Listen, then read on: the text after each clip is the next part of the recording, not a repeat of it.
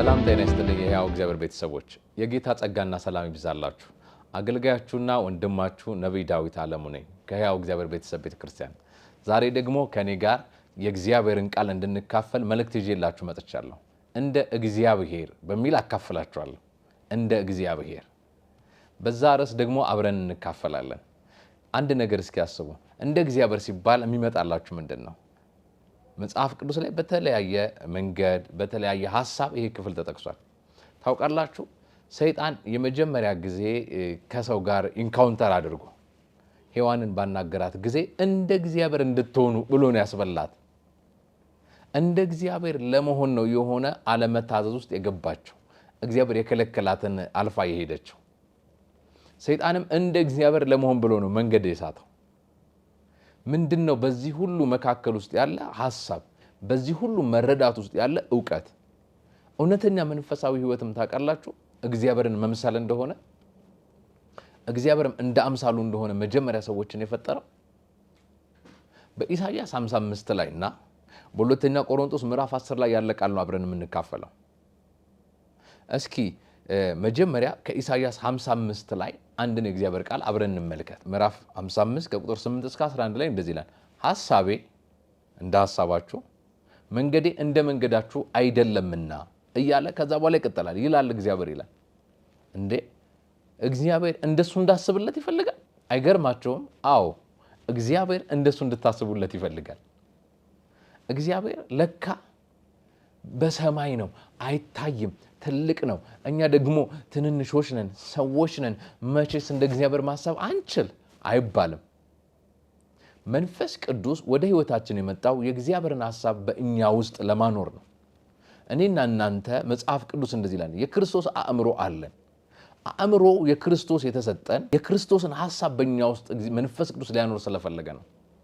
በእናንተ ውስጥ ያለ የክርስቶስ አእምሮ ማለት መንፈስ ቅዱስ ማለት ነው። በዚህ ክፍል ላይ እግዚአብሔር የኔ ሐሳብና የእናንተ ሐሳብ ተለያይቷል፣ ስለዚህ መንገዴና መንገዳችሁ ተለያይቷል ይላል። ምክንያቱም የትኛው መንገድ ከመሆኑ በፊት ሐሳብ ነበር። የሐሳብ ወደሚታይ ሁኔታ መገለጥ ነው የአንድ ሰው ንግግር፣ የአንድ ሰው የህይወት አቋም፣ የአንድ ሰው የህይወት አኗኗር። አሁንም በዚህ ክፍል ላይ ምን ያህል ነው ርቀቱ ብሎ ይናገራል። ሰማያት ከምድር ከፍ እንደሚሉ መንገዴ ከመንገዳችሁ ሐሳቤም ከሐሳባችሁ እንዲሁ ከፍ ያለ ነው ይላል። ግን አንድ ነገር ወቁ፣ እግዚአብሔር ያለው ምንድነው? ከፍ ያለ ሐሳብ ነው የኔ ከሐሳባችሁ። ሐሳቤ ከፍ ያለ ነው፣ ከላይ ነው፣ ሩቅ ነው። በጣም ትልቅ ዲስታንስ አለ በመካከላችን። እንደኔ እያሰባችሁ አይደለም፣ እንደኔ መንገድም እየኖራችሁ አይደለም አለ። ከዛ በኋላ ቀጥሎ ምን ይላል መሰላችሁ? ዝናብና በረዶ ከሰማይ ወርዶ ምድርን በማራስ እንድታበቅል እንድታፈራ ለዘሪ ዘርን ለበላተኛም እንጀራ እንድትሰጥ ሳያደርግ ወደ ላይ እንደማይመለሱሉ ይላል። እንግዲህ ተመልከቱ፣ በሰማይና በምድር መካከል ያለን ፌሎሺፕ ያወራል። ያላቸው ህብረት ምን እንደሆነ ታውቃላችሁ? እዚህ ክፍል ላይ ዝናብና በረዶ የሚወርዱት ለምንድን ነው? በሰማይ ውስጥ ለምድር ያለ ሐሳብ አለ። ሰማይ ለምድር ያቀደላት እቅድ አለ። በውስጧ ያለውን ዘር ፍሬ እንድታረክ። ምድር በውስጧ የተዘራ ዘር አላት። ሰማይ ደግሞ ዝናብ አለው። ያ ዝናብ ዘንቦ ምድርን ምንድን ነው የሚለው? በማራስ እንድታበቅል እንድታፈራ በማድረግ ይላል። ዝናብ ሲዘንብ ምድር ትርሳለች፣ ምድር ታበቅላለች፣ ደግሞም ታፈራለች። አያችሁ? የእግዚአብሔርም ቃል በምን አይነት መልኩ ራሱን እንደገለጠልን እዚህ ክፍል ላይ ታያላችሁ። ለዘሪ ዘርን ለበላተኛም እንጀራ እንድትሰጥ ሳያደርግ ይላችሁ። ዝናቡ ምድር ውስጥ ያለን አቅም እንዲወጣ ያደርጋል። እያካፈልኳችሁ ያሉት እንዳትረሱ፣ እንደ እግዚአብሔር በሚል ርዕስ ነው። ከዛ በኋላ ምን ይላል? ወደ ላይ እንደማይመለስ አይታችሁ ታውቃላችሁ? እየወረደ የነበረ ዝናብ መሬት ሳይደርስ ሲመለስ አየር ላይ የተመለሰ ዝናብ ገጥሟችሁ ያውቃል? አይመስለኝም። እኔ ገጥሞኝ አያውቅም። የፍጥረትም ስርዓት አይደለም እሱ። ከዛ በኋላ ግን ስለ ዝናብ ካወራ በኋላ እንደዚህ ይላል፣ ከአፌ የሚወጣውም ቃሌ ይላል። ዝናብ በዓላማ ምድርን ለማራስ እንድታበቀል እንድታፈራ ለማድረግ እንደሚመጣ ከአፌ የሚወጣውም ቃሌ አለ በከንቱ ወደኔ አይመለስም። ቤንድ አያረግም፣ አይታጠፍም፣ አይሰበርም። ምክንያቱም በከንቱ ወደኔ አይመለስም ካልባል ነገር ግን የሚሻውን ያከናውናል፣ የተላከበትን ዓላማ ይፈጽማል ይላል። ክብር ለጌታ ይሁን። አይገርማቸው? የእግዚአብሔር ቃል ወደ ህይወታችን ለካ የሚመጣው ተልኮ ነው። አሁን እየነገርኳችሁ ያለሁት ቃል እግዚአብሔር ለእናንተ የላከው ነው። ለዘሩባቤል የተባለው የእግዚአብሔር ቃል ይህ ነው የሚለውን አታስታውሱ? ላንቺ የተባለው የእግዚአብሔር ቃል ይሄ ነው። ላንተም የተባለው የእግዚአብሔር ቃል ይሄ ነው። እንደ እግዚአብሔር ለማሰብ ተጠርተናል። የእግዚአብሔር ህዝቦች እግዚአብሔር ሐሳቤ ከሐሳባችሁ መንገዴ ከመንገዳችሁ ሰማያት ከምድር ከፍ እንደሚሉ እንደዛ ከፍ ያለ ነው ማለትን መባልም አይፈልግም። እግዚአብሔር እንድንባልም እኛን አይፈልግም። ለምን? ህዝቦቹ ነን፣ የማሰማሪያን በጎቹ ነን። እግዚአብሔር ከኛ ጋር አለ። እኛ ደግሞ ከእግዚአብሔር ጋር ልንሆን ይገባል። ስለዚህ እንዴት ነው እኔ እንደ እግዚአብሔር ማሰብ የምችለው? እኔ እንዴት ነው እንደ እግዚአብሔር መንገዴን ማስተካከል የምችለው? የእግዚአብሔር ቃል ያስፈልገኛል ማለት ነው። እንደ እግዚአብሔር ለማሰብ እንደ እግዚአብሔር ለመራመድ ትልቅ በህይወታችን ላይ የሚያስፈልገን ቁልፍ ነገር የእግዚአብሔር ቃል ይባላል። ይህ የእግዚአብሔር ቃል በመንፈስ ቅዱስ አማካኝነት ተልኮ በመላክ ወደኛ ሲመጣ የተላከ የእግዚአብሔር ቃል ማለት የጊዜው ድምፅ ማለት ነው። የተላከ የእግዚአብሔር ቃል ማለት በዛ ሁኔታ በዛ ወቅት ላይ እግዚአብሔር እኛ እንድንሆን የፈለገውን የገለጠበት ዓላማና ሐሳብን የተሸከመ ማለት ነው። ወደ እናንተ የተላከ የትኛውም የእግዚአብሔር ቃል ይፈውሳል። ያ ችግረኛ ጮኸ፣ እግዚአብሔርም ሰማው፣ ከመከራውም አዳነው ይላል። ደግሞም ቃሉን ላከ ይላል። አያችሁ፣ ቃል ይላካል። ቃል ይላካል። የተላከ ቃል ፈዋሽ ቃል ነው። የተላከ ቃል ወዲያውኑ በዛ ሁኔታ ውስጥ የእግዚአብሔርን ፍቃድ በእኛ ላይ ይገልጣል። የጊዜው ድምፅ የሚባል አለ። የእግዚአብሔር የዘላለም እቅድ አለ። እግዚአብሔር በዘላለም እቅድ ውስጥ በዕለት ተዕለት የህይወት አኗኗራችን በየወቅቱ በ10 ዓመት፣ በዓመት፣ በወር፣ በሳምንት፣ በቀን፣ በሰዓት በፈለግንበት ሁኔታ እየከፋፈለ ለእኛ የሚናገር አምላክ ነው። ለምንድን ነው እግዚአብሔር የሚናገረን?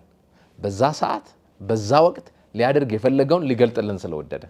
ደስ ይበላችሁ። እግዚአብሔር መናገር ይወዳል፣ ማውራት ይወዳል፣ ህብረት ይፈልጋል። የእግዚአብሔር ህብረት ከኛ ጋር ከሚጸናበት ከሚጠነክርበት መንገድ ደግሞ አንዱ ድምፁ ነው። ድምፅ የተላከ የእግዚአብሔር ቃል ማለት ነው። የተላከ የእግዚአብሔር ቃል ደግሞ ሁል ጊዜ ህይወታችሁን መስመር ሲያስይዘው ታያላችሁ። እስኪ ሁለተኛ ቆሮንቶስ ምዕራፍ 10 ላይ ያለውን ቃል ደግሞ እንመልከት። ሁለተኛ ቆሮንቶስ ምዕራፍ 10 ላይ እንደዚህ ደግሞ የሚል ቃል ታገኛላችሁ። የምንኖረው በዚህ ዓለም ቢሆንም በዚህ ዓለም ስርዓት ቢሆንም እንደ ሰው ልማድ ቢሆንም የምንዋጋው በዚህ ዓለም ስልት አይደለም። ምን ማለት ነው? ጳውሎስ ውጊያ አለን የምትለን? አዎ ውጊያማ አለ። በእያንዳንዱ ክርስቲያን ህይወት ውስጥ ውጊያ አለ። ነገር ግን እምላችሁ ውጊያ አሁን እናንተን እያሰባችሁት እንደሆነና እንደገመታችሁት ግን አይደለም። እዚህ ክፍል ላይ ጳውሎስ ሊያስተምረን የፈለገ የውጊያ አይነት አለ። መጀመሪያ እንዳትረሱ፣ የምንኖረው በዚህ ዓለም ቢሆንም ማለት ሌላ ሊቀጥል ያለ ሐሳብ አለ ማለት ነው። የምንዋጋበት የጦር መሳሪያ ወይንም የጦር ስልት ስትራቴጂው ግን ህይወታችንን ለመቀየር፣ መንገዳችንን ለማስተካከል፣ እርምጃችንን እንደ እግዚአብሔር ሐሳብና ፍቃድ ለማድረግ መዋጊያ መሳሪያ አለ። መዋጊያ እቅድ ስትራቴጂ ደግሞ አለ። የዚህ ዓለም ስልት ግን አይደለም ማለት። ከዛ ቀጥሎ እንደዚህ ይላል፣ ደግሞም የምንዋጋበት የጦር መሳሪያ የዚህ ዓለም መሳሪያ አይደለም። ብዙ ክርስቲያኖች የሚሸወዱት በዚህ ዓለም እየኖሩ ስለሆነ በዚህ ዓለም የመጣን ተግዳሮት መንፈሳዊ ሳይሆኑ እንደ እግዚአብሔር ቃል ባልተለወጠ አእምሮና አስተሳሰብ ውስጥ ሆነ ደግመን እኛም እንዋጋለን። ለሰደበን መልሰን እንሳደባለን። ያ መንፈሳዊነት አይደለም። ትክክለኛ መንፈሳዊነት እንደ እግዚአብሔር ከማሰብ ይጀምራል። እግዚአብሔር በዚህ ሁኔታ ምን ይለኛል? እግዚአብሔር አሁን ባለበት ሁኔታ ውስጥ ስለ እኔ ምንድን ነው የሚለው? የእግዚአብሔር ቃል ስለ እኔ ምን ያስተምራል?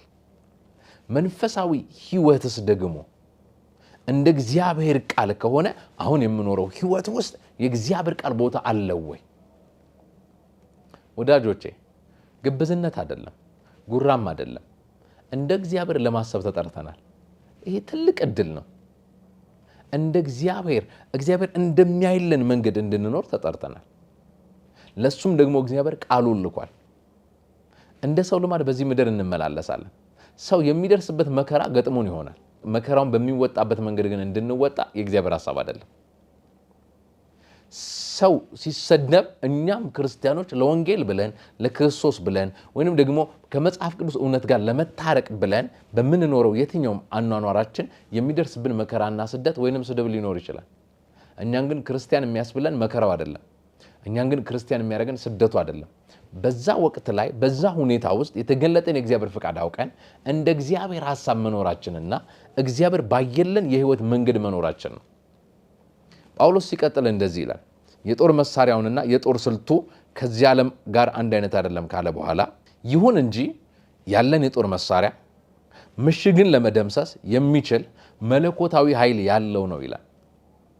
ይሄ ነገር አለ ዲቫይን ፓወር አለው፣ መለኮታዊ ኃይል አለው። ምን ለማድረግ? ምሽግን ለመደምሰስ። ስለዚህ ጦር ሜዳ ላይ ነን ማለት ነው። ልንዋጋ አይደለም፣ ውጊያ ላይ ነን። ውጊያ ላይ እንደሆናችሁ ባለማወቅ ውስጥ ያላችሁ ሰዎች እየተሸነፋችሁ ነው ማለት ነው። በጦር ሜዳው የተሸነፈ ሰው ለምንድን ተሸነፈ ካላችሁኝ የመጀመሪያው የሚሸነፍበት ምክንያት ጦር ሜዳ እንዳለ ስለማያውቅ። ጦር ሜዳ ውስጥ ያለ ሰውማ የጦር ስልት የጦር መሳሪያ ይኖረዋል። እዚህ ክፍል ላይ ጳውሎስ የጦር ስልትም የጦር መሳሪያም ያወራል። ቀጥዬ ላንብብላችሁ። ይሄ የጦር መሳሪያ እና ደግሞ መለኮታዊ ኃይል ያለው አቅም ምንድን ነው? በእግዚአብሔር ዕውቀት ላይ በትዕቢት የሚነሳውን ክርክርና ከንቱ ሐሳብ ስሙ። የእግዚአብሔር ዕውቀት አለ። በዛ የእግዚአብሔር ዕውቀት ላይ የሚነሳ ደግሞ በትዕቢት የሚነሳ ክርክርና ከንቱ ሐሳብ አለ። ኢማጂኔሽን አለ። የተለያዩ ቶቶች አሉ፣ አስተሳሰቦች አሉ። እነሱ አስተሳሰቦች የሚገርማቸው በእግዚአብሔር ዕውቀት ላይ ነው በትዕቢት የሚነሱት። የእግዚአብሔር ዕውቀትን ለመደምሰስ የእግዚአብሔርን ዕውቀት ለማጥፋት እሱን በእግዚአብሔር ዕውቀት ላይ በትዕቢት የሚነሳውን ክርክርና ከንቱ ሐሳብ ሁሉ እናፈርሳለን አለ። መጀመሪያ ምን ብሎ ነበር? ምሽግን ለመደምሰስ አለ። ይሄ ምሽግ ምን ሆኖ ተገኘ? እዚህ ጋር አሁን ከንቱ ሐሳብን እና በእግዚአብሔር ዕውቀት ላይ የሚነሳ ክርክር፣ እግዚአብሔር በክርስቶስ ኢየሱስ ካየልን ሕይወት ውጪ የሚያኖረን ከንቱ ሐሳብ፣ ልፍስፍስ ሐሳብ፣ መንፈሳዊነት የሌለበትን ሐሳብ፣ ክርስቶስን የማይገልጥ ሐሳብ ማለት ነው። ምክንያቱም እናፈርሳለን አለ። ምን? አስተሳሰቦችን፣ ሐሳቦችን፣ ኢማጂኔሽኖችን፣ እይታዎችን። በእግዚአብሔር መንግሥት ውስጥ የዳናችሁ አማኞች የሚቀጥለው ዘመናችሁን እና ደግሞ አሁን ከጌታ ጋር ያላችሁን ህብረት በምን አይነት ስትራቴጂና በምን አይነት የጦር መሳሪያ እየኖራችሁ ነው? ከወንድሞች ጋር ከእህቶቻችሁ ጋር ያላችሁ ህብረት ምንድን ነው? ደግሞም ከዛ ቀድሞ የሚገርማችሁ እግዚአብሔር ሲያወራ ይገባችኋል? የእግዚአብሔርንስ ቃል በምን ያህል መጠን ተረድታችሁታል? የእግዚአብሔር ቃል የእግዚአብሔር ትልቁ የጦር መሳሪያ ነው። አሁን ደግሞ በያነበብኩላችሁ ባለውት ክፍል ላይ ምሽግን እናፈርስና አለ። ምሽግ ውስጥ ያለው ወታደርን እንማረካለን። ያ ወታደር ማን ነው? አእምሮን ሁሉ እየማረክን ለክርስቶስ እንዲታዘዝ እናደርጋለን ይላል። ወገኖቼ በገላትያም ላይ በቆላሲያስም ላይ በአንደኛ ዮሐንስም ላይ የስተት አስተማሪዎች አሉ። የስተት አስተማሪዎችም ተነስተዋል። ክርስቶስን መታዘዝ የሚጀምረው ክርስቶስ በመስቀል ስራ በሞቱና በትንሣኤ የሰራውን ከማወቅና ከመቀበል ነው። እግዚአብሔር በክርስቶስ ኢየሱስ በመስቀል ላይ የሰራላችሁን ስራ መረዳት በቻላችሁ ወቅት ላይ የዛኔ ትልቅ የሆነ የእግዚአብሔር ሐሳብ በርቶላችኋል ማለት ነው። ዕብራውያን ላይ ሄደን እንመልከት እስኪ። ከቁጥር 11 ጀምሮ ላንብበው። እንግዲህ ማንም የእነዚያን አለመታዘዝ ምሳሌ ተከትሎ እንዳይወድቅ ወደ ዕረፍት ለመግባት እንትጋ። ወደ ምን? ወደ ዕረፍት ለመግባት እንትጋ። በክርስቶስ ኢየሱስ ወዳለቀ ስራ ወደሱ ዕረፍት ለመግባት እንትጋ። መንፈሳዊ የሆንን እኛ አለመታዘዝን ከህይወታችን መስበር አለብን። አለመታዘዝ የሚመጣው ደግሞ ከምንድን ነው? አይምሮ ለክርስቶስ ሳይማረክ ሲቀር። አይምሮ ደግሞ ለክርስቶስ ሳይማረክ የሚቀረው ለምንድን ነው? ዓለማዊነት ሲያጠቃንና የእግዚአብሔር ቃል ትምህርት ከህይወታችን ሲርቅ፣ ህይወታችንን ለእግዚአብሔር ቃል ሳናስገዛ ስንቀር። ሰዎች መጽሐፍ ቅዱስን ሊያቅፉ ሊይዙ ትራስም ሊያደርጉት ይችላሉ። መጽሐፉ ግን መጽሐፍ ነው፣ የሚነበብ ነውና ህይወታቸውን አይቀይርም። የትኛውም የህይወት መቀየር የሚመጣው የአስተሳሰብን መቀየር ተከትሎ ነው። አሁንም ማነብላችሁ ክፍል ላይ ደግሞ ወደ እረፍት ያልገቡ ሰዎች አሉ። ለምን? ካለመታዘዛቸው የተነሳ። ጳውሎስ ደግሞ ሁለተኛ ቆሮንቶስ ላይ ሲናገር ደግሞ ምንድነው ያለው? አይምሮን ለክርስቶስ እንዲታዘዝ እንማርከዋለን አለ። አይገርማችሁም? አይምሮ እንደ ወታደር የሚማረክ ነው፣ እጅ የሚሰጥ ነው። በተለያየ የህይወታችሁ አቅጣጫ ላይ እግዚአብሔር የማይከብርበትን እያሰባችሁ ያላችሁ ሰዎች አይምሯችሁ ለክርስቶስ እንዲማረክ የእግዚአብሔር ቃል ይዤላችሁ መጥቻለሁ። በጌታ በኢየሱስ ስም የእግዚአብሔር ቃል ልባችሁን ይግዛ። የእግዚአብሔር ቃል ያሸነፋችሁ፣ የእግዚአብሔርም ቃል እያሸነፈ ሄደ እንደሚል ህይወታችሁ ላይ የእግዚአብሔር ቃል ያሸነፈ። ቃሉን አብረን እናንብበው። ዕብራውያን ምዕራፍ 4 ቁጥር 12 የእግዚአብሔር ቃል ሕያውና የሚሰራ ነውና በሁለት በኩል ስለት ካለው ሰይፍ ሁሉ ይልቅ የተሳለ ነው፣ ነፍስንና መንፈስን ጅማትና ቀልጠምን እስኪለያይ ድረስ ዘልቆ ይወጋል፣ የልብንም ሐሳብና ምኞት ይመረምራል። ከእግዚአብሔር ዓይን የተሰወረ ምንም ፍጥረት የለም። ስለ ራሳችን መልስ መስጠት በሚገባን በእርሱ ፊት ሁሉ ነገር የተራቆተና የተገለጠ ነው ይላል። አንድ ነገር አስተውሉ። የልብን ሐሳብና ምኞት ይመረምራል። እያነበባችሁት በምታነቡት ቃል በኩል የሚመረምራችሁ የእግዚአብሔር ቃል አለ። ታነቡታላችሁ፣ የልባችሁን ሐሳብና ምኞት ይመረምራል። ከዛ ደግሞ ምን ያደርጋል? ጅማትን ቀልጥምን እስኪለያይ ድረስ ዘልቆ ይወጋል ይላል። እንደ እግዚአብሔር ያልሆኑ ሐሳቦችን ከውስጣችሁ ያወጣል። እንደ እግዚአብሔር ቃል ያልሆኑ ስሜቶችን ከውስጣችሁ ያወጣል። እንደ እግዚአብሔር ቃል የሆነውን ሐሳብ ደግሞ በውስጣችሁ ይሞላል። መጽሐፍ ቅዱስ በመንፈስ ቅዱስ አማካኝነት ለእናንተ መገለጥ ከጀመረ ህይወታችሁን ወደ ክብርና ወደ ከፍታ ነው የሚወስደው። ይህንን ብዬ ልጨርስ። በመጽሐፍ ቅዱሳችን ላይ ሁለት የአንድ ቤተሰብ ሰዎች አሉ። አብርሃም እና ሎጥ ይባላሉ። አብርሃም ገና ጣዖት አምላኪ ቤተሰብ ውስጥ ባለበት ጊዜ ላይ ከዛ በፊት አባቶቹና አያቱ ያላመለከው እግዚአብሔር ያህዌ ተገለጠና እኔ ወደማሳየው ምድር ተገለጥ፣ እኔ ታላቅ ሕዝብ አደርጋለሁ፣ እባርካለሁ አለው። ወዴት እንደሚሄድ ሳያቆጣ አይምሮ ለእግዚአብሔር ተማረከና ታዘዘ። የብዙዎችም አባት ሆነ። እኛንም ጨምሮ በእምነት የአብርሃም ልጆች ነን። በክርስቶስ የአብርሃም ወራሽ ሆነናል። አስተውሉ። ከአብርሃም ጋር ረዥም ጊዜ ደግሞ የኖረ ሎጥ የሚባል ሰው አለ።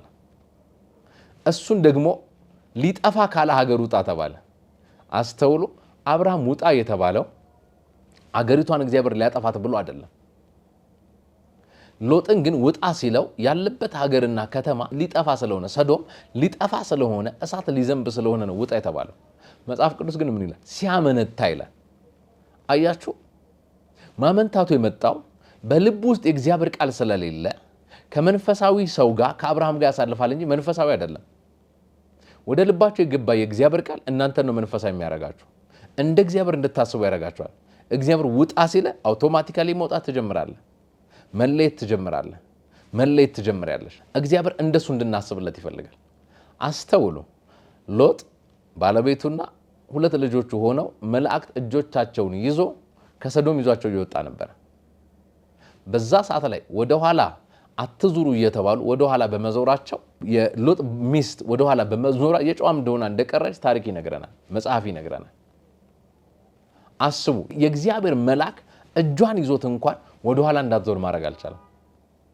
መልአክ ልባችሁ ውስጥ አይገባም። የተላከ የእግዚአብሔር ቃል ግን ልባችሁ ውስጥ ይገባል። ልባችሁ ለእግዚአብሔር ቃል የተከፈተ ይሁን። እንደ እግዚአብሔር የምታስቡበት፣ እንደ እግዚአብሔር የምትራመዱበት አቅማችሁ ከእግዚአብሔር ቃል ነው የሚመጣው። መልአክ እጁን ከያዘው ሰው ይልቅ የእግዚአብሔር ቃል ልቡን የሞላው ሰው ይበልጣል። የእግዚአብሔር ቃል በልባችሁ ውስጥ ካለ ሐሳባችሁ ለክርስቶስ ይማረካል። የመታዘዝ ልጆች ትሆናላችሁ። መታዘዝ ደግሞ ከመስዋዕት ይበልጣል። ከየትኛውም የአምልኮ ስርዓት ይልቅ መታዘዛችሁ ይበልጣል። መታዘዛችሁ ደግሞ የሚመጣው ከምናችሁ ነው? ከሐሳባችሁ። ሐሳባችሁ ደግሞ የእግዚአብሔር ቃል በውስጣችሁ በጨመረና በተሞላችሁ መጠን የሚገለጥ ነው። እኔና እናንተ ደግሞ የሎጥ ልጆች አይደለንም፣ የአብርሃም ልጆች ነን። በዚህ ደስ ይበላችሁ። በእምነት አብርሃም የኛ አባት ነው። አብረን እንጸልይ ከኔ ጋር። እንደ እግዚአብሔር እንድታስቡ፣ መንገዳችሁ እንደ እግዚአብሔር እንዲሆን።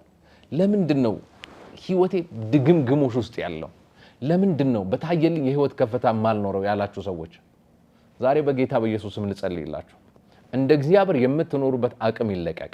መንፈስ ቅዱስ ቃልህን ሰምተዋልና ከሰሙት ቃል የተነሳ ንጹሃን ናቸው። በኢየሱስ ስም ለእግዚአብሔር ፕሮግራምና ዓላማ ነጻችሁ። በክርስቶስ ኢየሱስ ያለ የህይወት ክብር የህይወት መንፈስ በኢየሱስ ክርስቶስ ስም አይምሮአችሁን ለክርስቶስ ማረከ። አይምሮአችሁ ታጠበ። ክፉ ሐሳብ፣ ዓለማዊ አስተሳሰብ ከአይምሮአችሁ ተነቀለ። የሰማችሁት ቃል ምኞታችሁን፣ ሐሳባችሁን ውስጣችሁ እየመረመረ የማይረባን ከእናንተ አስወጣ። የሚጠቅማችሁን ለእናንተ በመስጠት እናንተን ለእግዚአብሔር የምትጠቅሙ አደረጋችሁ። በጌታ በኢየሱስ ክርስቶስ ስም እግዚአብሔር ደስ ይለው ዘንድ ፍቃዱን በእናንተ እየፈጸመ የሚኖርበትን የመንፈስ ቅዱስ አቅምና ጉልበት በእናንተ ውስጥ ጨመረ። በጌታ በኢየሱስ ስም ይሄ ጸሎት በእናንተ ህይወት ላይ ተፈጻሚነትን አግኝቷል። የሰማችሁት ቃል የፍርድ ቃል ሳይሆን የህይወት መንገዳችሁን የሚያስተካክል ነው። ይህንን ጸሎት ለሙታን ህይወትን በሚሰጥ የሌለን እንዳለ አድርጎ በሚጠራ በሕያው እግዚአብሔር ጸለይኩኝ። ኢየሱስ የተባረከ ተስፋችን ነው። አሜን። ጌታ ኢየሱስ ይባርካችሁ። እወዳችኋለሁ። ጸጋ ይብዛላችሁ። ሻሎም